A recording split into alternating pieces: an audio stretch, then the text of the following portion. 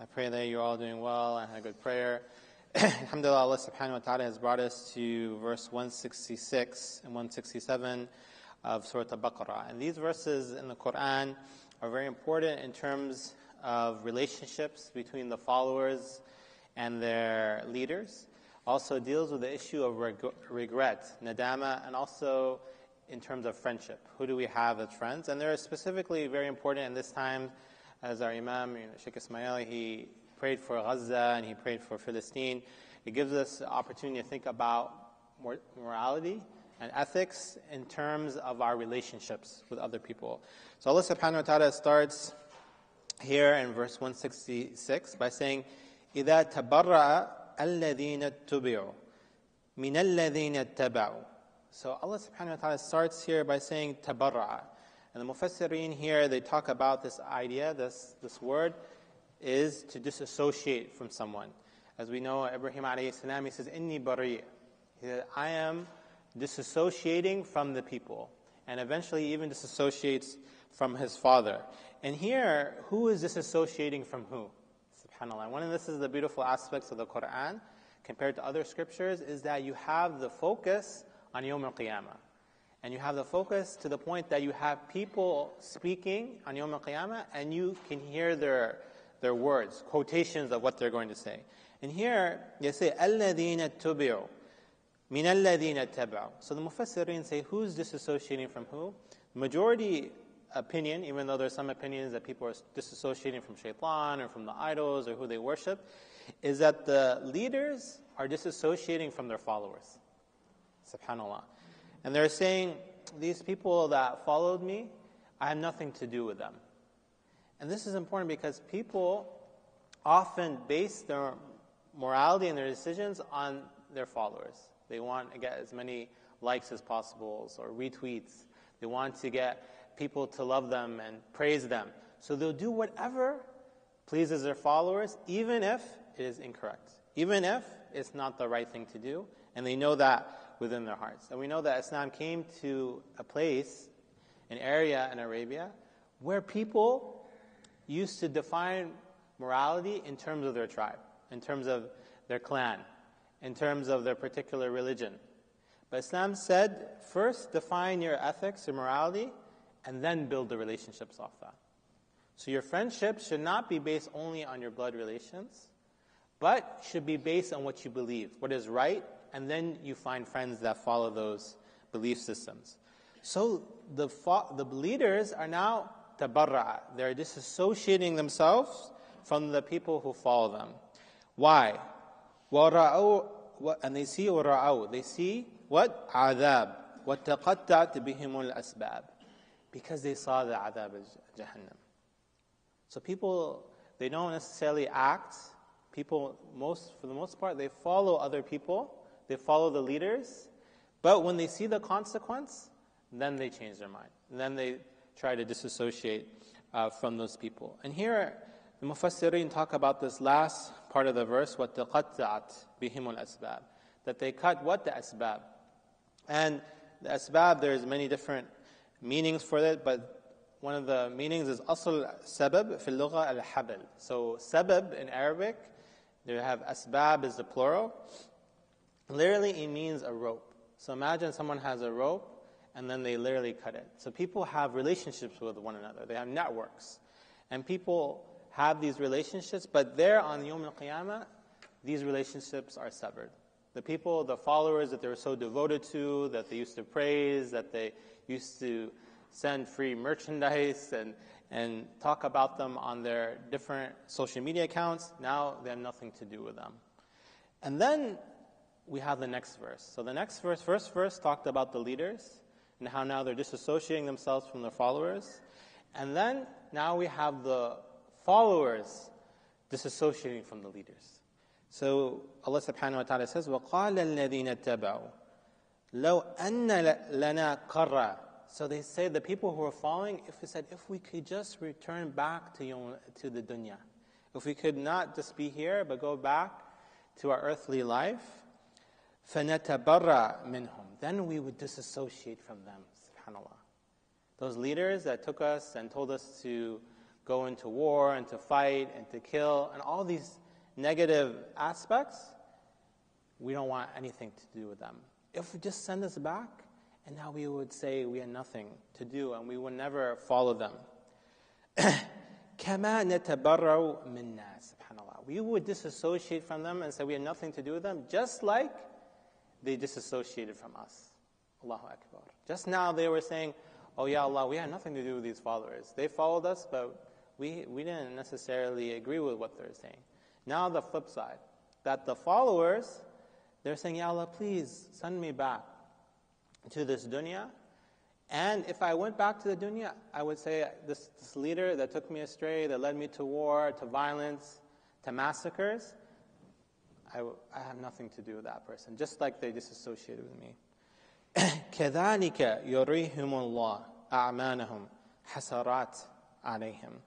And then they said, that way Allah subhanahu wa ta'ala will show them that their deeds are meaningless, that the things that they did in this life don't have any meaning, and they have hasarat. Hasarat meaning nadama, that they have this regret. Why did I follow this person? Why was this person my friend? وَمَا هُمْ بِخَارِجِينَ مِنَ النَّارِ. And these people, they will not exit the hellfire. And Mufassirin, they focus on many different verses here that talk about this. So this is a theme in the Quran, where on the Yawm al-Qiyamah, people are reevaluating their relationships. And they're saying, oh, this person that was so close to me, my friend that I used to follow and listen to, this person took me astray. And I wish I didn't follow that person. So Allah subhanahu wa ta'ala says, الْأَخِلَّاء يَوْمَئِذٍ بَعْضُهُمْ لِبَعْضٍ عَدُوٌّ إِلَّا الْمُتَّقِينَ. Allah subhanahu wa ta'ala says, أَخِلَّاء.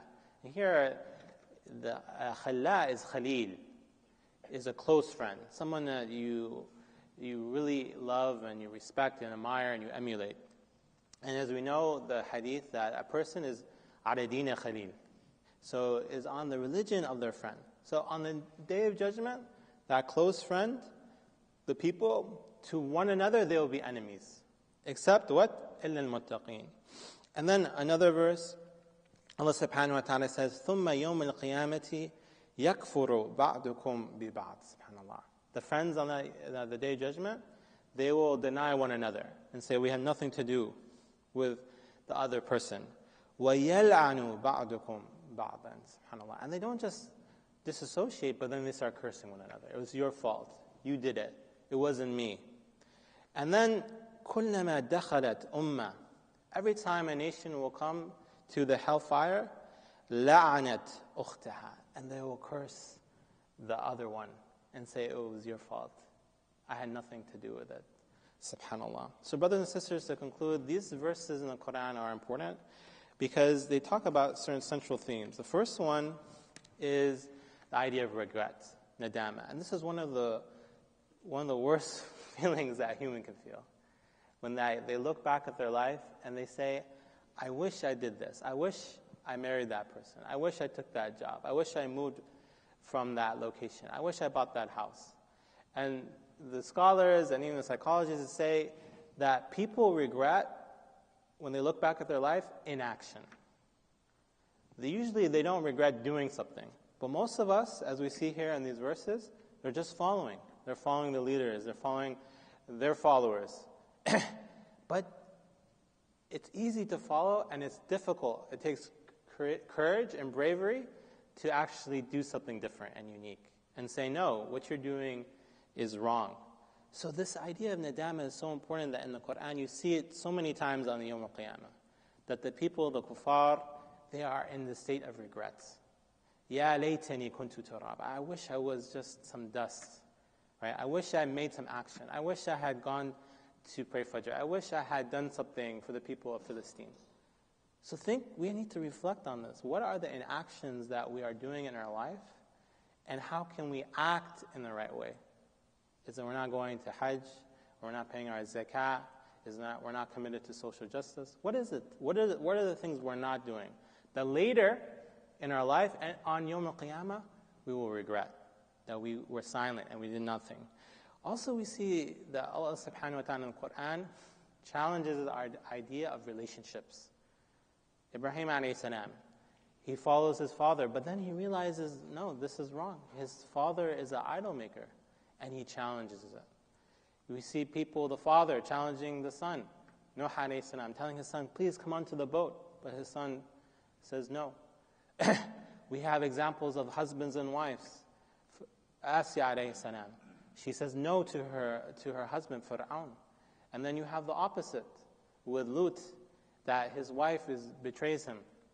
So it's not just simply because someone's your son or your daughter, your husband or your wife, or part of your family that you follow them. Rather, you have to have the courage to stand up and say what is right. And lastly, these verses are very important in the context that we're living in, with what we're seeing in Palestine, in the arena of war. Because when there's a war, people just follow their tribe. People just follow their nation. And they sometimes forget ethics and morality. And we have to have the courage to stand up to our own people and say, yes, your cause is just, but you have to act in an ethical and moral way. You have to follow the Quran and the Sunnah. And we have to stand up to the other people, the transgressors, the zalimeen, and say, this is wrong. This is something we have to stand up with and say that we denounce, we condemn. At the same time, if one of them does something that's right, then we say yes. We affirm that. We affirm aid and support, especially to our brothers and sisters in Gaza, whatever persuasion someone comes from. So this, inshallah, is something that we have to think about, the relationship between the followers and the leaders. That the leaders are not simply doing whatever their followers tell them, and that we as followers, we're not just doing whatever the leaders are doing and telling us to do, but rather we are doing what we know is right and what derives from our scriptural sources of the Quran and the Sunnah. We ask Allah subhanahu wa ta'ala for forgiveness. وَالْعَصْرِ إِنَّ الْإِنسَانَ لَفِي خُسْرٍ إِلَّا الَّذِينَ آمَنُوا وَعَمِلُوا الصَّالِحَاتِ وَتَوَاصَوْا بِالْحَقِّ وَتَوَاصَوْا بِالصَّبْرِ. Assalamu alaikum wa rahmatullah.